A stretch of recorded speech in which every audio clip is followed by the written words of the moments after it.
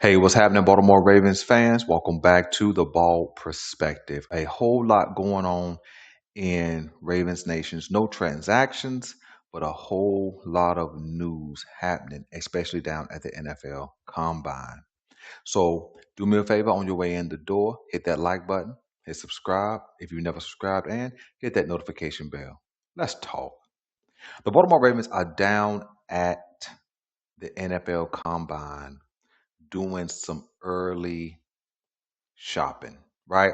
It's kind of like window shopping of sorts, where you got some money to spend, but you want to just check out what's available and then go back and make your purchase later. And so we understand that the positions that have been on the field, tight end, safeties, corners, defensive tackles, other defensive linemen, edge rushers, all have been on the field.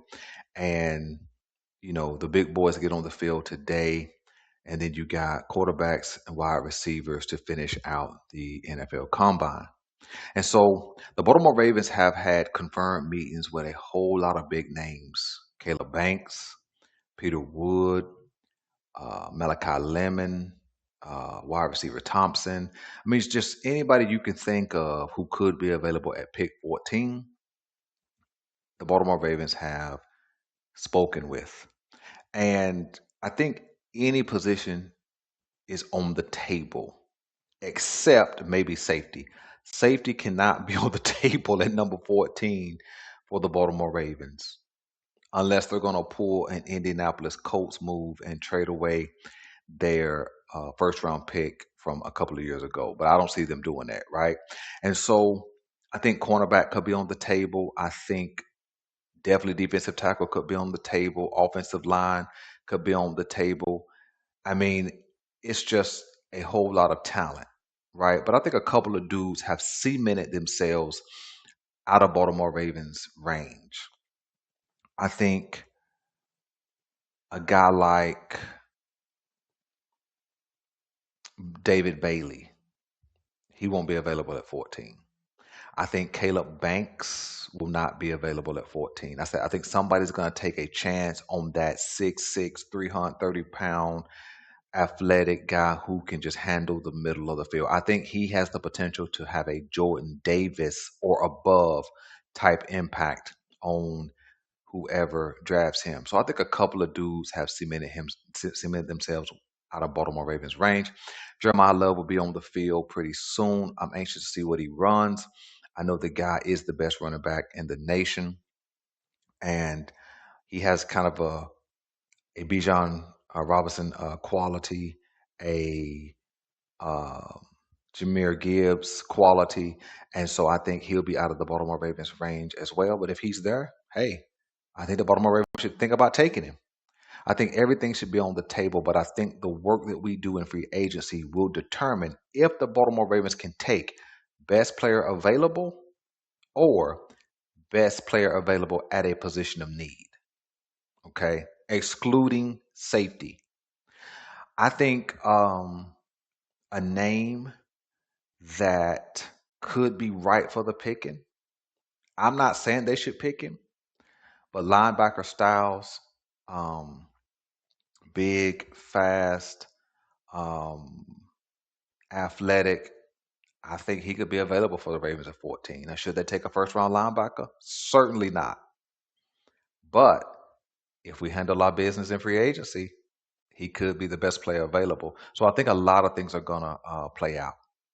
I think that the little bit of buzz that's happening around Lemon being available at 14, I think is real.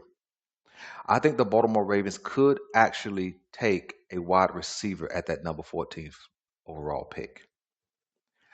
I think also the Baltimore Ravens could trade that pick backwards just to get another early round pick. Again, all things are on the table. But here's the deal. Here's the deal. What is our most pressing need? I know we've heard trenches, trenches, trenches, right? But then defensively, when it comes to the trenches, you have the Metabike report, but not report, right? That he's not going to retire. Well, that really doesn't mean anything right now. because not retiring doesn't mean he's ready to go in 2026. And specifically about Justin Metabike, which is why I think that a defensive tackle should be on the Baltimore Ravens list in the early rounds of this draft, is that it's not a knee, it's not a calf, it's not an ankle, it's not a shoulder, it's a neck. And your upper body, shoulders, neck, head, is probably contacted on every down that you're in the game. So for a starter like Metabike, if he was to return, you're talking about 40, 50 plays per game that neck is going to be receiving impact of some sort. And so I'm not leaning too much into this early news because actually to me it means nothing. And so I think that defensive tackle, if Metabike isn't ready to go, I think defensive tackle is probably where the Ravens go. But I do not rule out wide receiver. And the reason why I think they could go wide receiver is because of Zay Flowers' situation. We understand that it's a mystery who is the real number 2 for the Baltimore Ravens. But there's also some conversation if Zay is a real number 1. I've heard many people call him a high-end number 2, maybe a 1B, but not a 1.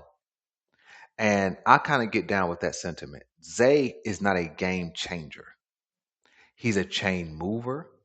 He can make a big catch, but he can also give some plays back. And so I think that them looking at a Malachi Lemon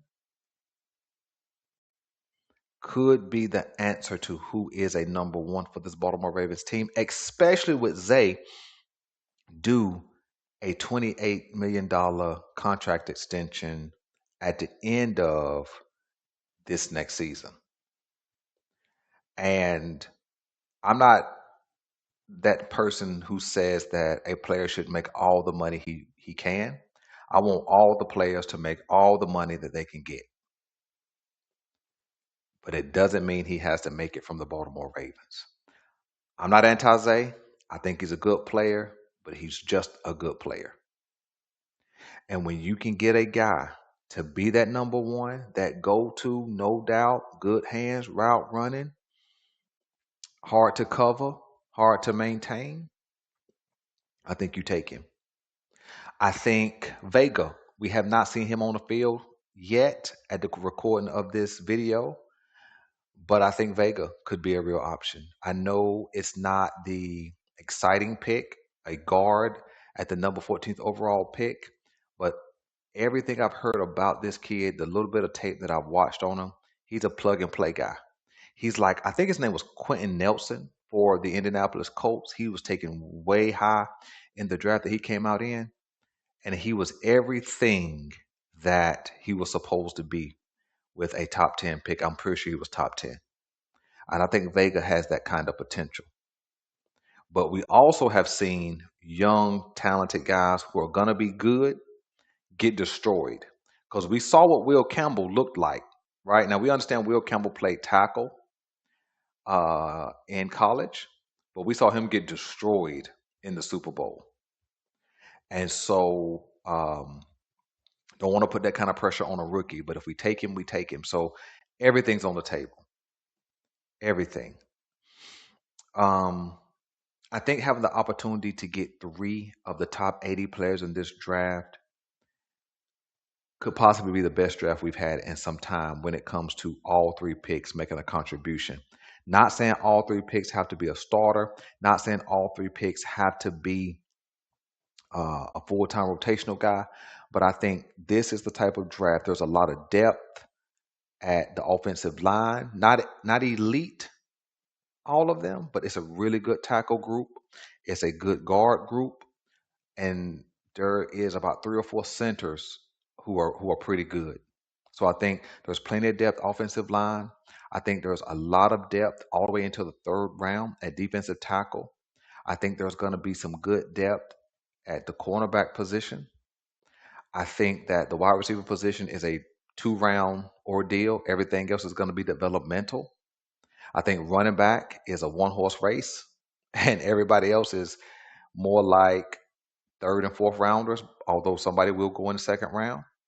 And so I think that for us, getting 3 picks, I think will allow us to um, have guys who can contribute. I know there's been some question with the Baltimore Ravens double dip. I think, now this is me talking, I think um, Sadiq, I think I got the right tight end.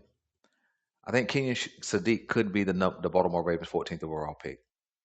With his speed, his athleticism, with Isaiah Likely leaving, not being sure about Charlie Kolar, I think he could be an option at number 14. He may not be a receiver, but with his speed and his athleticism, and we know Declan Doyle likes to use a two tight end set, I think he could be an option. So I think everything literally is on the table. So you guys let me know what you want me to know, man, about who you guys are liking, who the Baltimore Ravens should take, and we'll tap back in on Sunday. I'm out.